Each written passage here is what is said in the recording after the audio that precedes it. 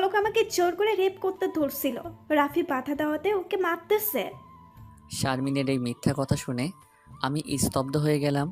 আর শারমিন এই কথা বলার সাথে সাথে যে ছেলেগুলো এখানে ছিল সবাই আমাকে মারতে শুরু করলো। আমি কিছু বলার আগেই আমি ভাবতেই পারছি না কিভাবে নিজের ইজ্জত দিয়ে মিথ্যা অপবাদ দিল আমাকে। আমাকে সবাই মারতেছে আর আমার দুই চোখ দিয়ে পানি বের হচ্ছে এটা ভেবে যে আমি এখনও কোনো মেয়ের হাত ধরিনি। আর শারমিন বলল আমি ওকে রেপ করতে ধরছিলাম। এরই মধ্যে স্যার ম্যাডামরা প্রায় সবাই চলে আসলো আমাদের ক্লাসে। আর কিছুক্ষণের মধ্যে পুলিশও চলে আসলো। হয়তো কেউ পুলিশকে ফোন দিছিল। পুলিশ আসার সাথে সাথে শারমিন আবারও তাদেরকে ওই মিথ্যা কথাটা বলল। শারমিনের কথা শুনে পুলিশ আমাকে ধরে থানায় নিয়ে আসলো। আমি ভার্সিটিতে থাকা অবস্থায় অনেকে অনেক কথা বলল, আমি খারাপ, গুন্ডা, মাস্তান, আমাকে দেখতেই বোঝা যায় আমি ভালো ছেলে না, ইত্যাদি। আমি বুঝি না স্মার্ট হলেই কি সে ভালো, মডেলিং হলেই কি সে ভদ্র, বড় ছোটদের সাথে ফ্রিভাবে কথা বললেই কি খারাপ। আমি থানায় আসতে আসতে সিদ্ধান্ত নিলাম যে আমি শারমিনের এই মিথ্যা অপবাদের প্রতিশোধ অবশ্যই নিব। আমাকে থানায় ঢোকানোর সময় থানার এসআই আমাকে দেখে, তাই যে পুলিশ আমাকে ধরে এনেছে আমাকে সহ তাকে ডাক দিল। আমাকে এসআই বলল, পলক, তোমার এই অবস্থা কেন? কে মারছে তোমাকে? আর তোমাকে থানায় নিয়ে আসলো কেন? এসআইয়ের কথা শুনে আমি কিছু বলার আগে ওই পুলিশটা বলল, স্যার, ও যা করেছে তার জন্য তো শুধু ওকেই মারছে। আমরা আরেকটু দেরি করে গেলেই তো ওকে মেরে ফেলতো সবাই। কিন্তু স্যার, আপনি এই ছেলেকে চিনেন? হ্যাঁ, চিনি আমি ওকে, কিন্তু ও কি এমন কাজ করেছে? স্যার, আপনি জানেন না, ভার্সিটির চলাকালীন ক্লাসের মধ্যে একটা মেয়েকে ধর্ষণ করতে ধরছিল। একটা ছেলে বাধা দিতে আসলে তাকে এই বদমাইশ মেয়ের রক্তাক্ত করে ফেলে।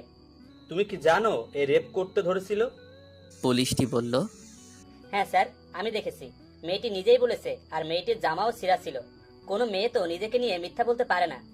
এসআই আমাকে বলল, সি সি পলক, সি, তুমি এই কাজ কিভাবে করতে পারলা? আঙ্কেল পানি, বলেই ফ্লোরে পড়ে গেলাম।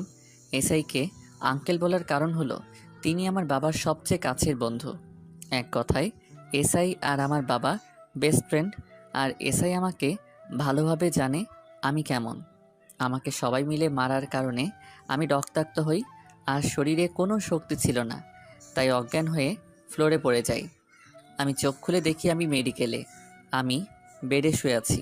এসআই আর একটা পুলিশ একপাশে দাঁড়িয়ে আছে, আর অন্য পাশে একটা নার্স আমার শরীরের ক্ষতস্থানে মেডিসিন দিতেছে, আর আমাকে একটা স্যালাইন দেওয়া হয়েছে। আমাকে এসআই বলল, এখন ঠিক আছো তুমি? আমি বললাম, হ্যাঁ ঠিক আছে আঙ্কেল। এসআই বলল, এখন তোমার বাবাকে আমি কি বলবো? আমি এসআইকে বললাম, আঙ্কেল আমি কিছু করিনি আর আমার কোনো দোষ নেই। তোমার এই কথা কে বিশ্বাস করবে প্রমাণ ছাড়া? আর তোমার কাছে কি প্রমাণ আছে? আমি বললাম, হ্যাঁ প্রমাণ আছে। আঙ্কেল বলল, কি প্রমাণ আছে তোমার কাছে? আমি বললাম, আমাদের ভার্সিটিতে প্রতিটি ক্লাসে ও বাইরে সিসি ক্যামেরা লাগানো আছে, ক্যামেরা থেকে আপনি প্রমাণ নিতে পারবেন। এসআই আঙ্কেল বলল, তাহলে ঠিক আছে, বাকিটা আমি দেখতেছি। এরপর আঙ্কেল পুলিশটাকে বলল, স্যালাইন শেষ হলে রহমান সাহেবের বাসায় একে রেখে দিয়ে ভার্সিটি চলে আসো। আমি নিজেই ওর ভার্সিটি যাচ্ছি। পুলিশটি বলল, ওনার বাসায় কেন স্যার? ওনার ছেলেকে চিনো তুমি? না তো, চিনি না স্যার। এ হলো রহমান সাহেবের ছেলে। আমার পাশে একবার তাকিয়ে বলল, কি বলেন স্যার? এটা কিভাবে সম্ভব? এত কথা না বলে আমি যা বলছি তাই করো। আঙ্কেল আমাকে বলল, তুমি বাসায় যাও, বাকিটা আমি দেখতেছি। আর তোমার বাবাকে উত্তেজিত হতে বাধা দিও। আর তুমি টেনশন করো না, আমি তো আছি। কয়দিন রেস্ট নাও, ভার্সিটি যেতে হবে না। এগুলো বলেই আঙ্কেল মেডিকেল থেকে সোজা আমার ভার্সিটিতে চলে যায়। এসআই আঙ্কেলের কথা মতো স্যালাইন শেষ হতেই আমাকে পুলিশের গাড়িতে করে আমাদের বাসায় নিয়ে যাচ্ছে পুলিশটি। থানা থেকে আমাদের বাসায় যেতে 1 ঘন্টার একটু বেশি সময় লাগে, আর আমাদের বাসা হলো গ্রামে। পুলিশটি আমাকে জিজ্ঞেস করলো কি হয়েছিল। আমি পুলিশটিকে সব কিছু বললাম, আর তিনিও অবাক হয়ে যায় আমার সাথে যা ঘটেছে তা শুনে। আমি বাসায় যাচ্ছি, ভাবতেছি নিজেকে চেঞ্জ করব, থাকবো না আর আগের মতো গ্রাম্য ছেলে, মিশে যাব রঙ্গময় এই পৃথিবীর সাথে আলাদা একটা রং হয়ে। দেখবো এবার কে করে আমাকে অবহেলা। মনে মনে বলতেছি, তোদের কপালে কী আছে তা আমি নিজেও না জানি না। আগে সুস্থ হয়ে নেই, তারপরে বুঝবে এই পলকের সাথে খারাপ ব্যবহার করার পরিণতি কী হতে পারে। অবশেষে আমরা বাসায় চলে আসলাম। আমাকে নামাই দিয়ে পুলিশটি চলে গেল। বাসায় শুধু মা ছিল।